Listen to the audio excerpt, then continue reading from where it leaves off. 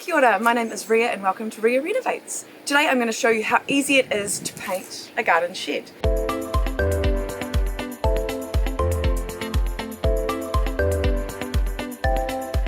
This shed is made of timber and it's got no coating on it at all, so it's really important to either pop a stain or a paint on to protect the timber and extend the life of your shed. So today I'm going to be using Monarch products. I've got this wood care brush, which is going to be very handy. I'm also going to use this comfort grip roller, really nice to hold on to, and this here has got a great nap here for exterior wood. And then for the littler parts, like up here, I've got this comfort grip roller that I will use.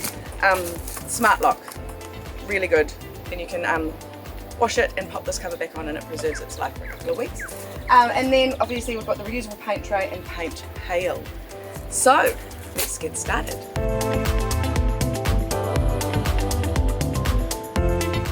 So I did the entire first coat with my trusty Monarch wood care brush, the 50mm one.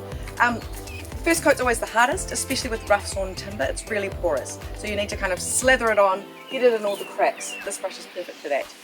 The next coat's going to be much easier because I'm going to use the trusty roller with the comfort grip handle.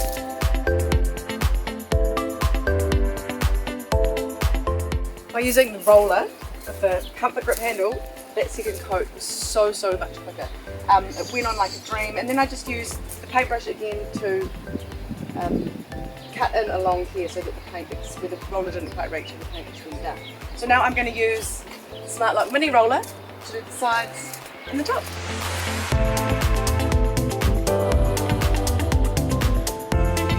Now I can't stress the importance of using a quality brush enough.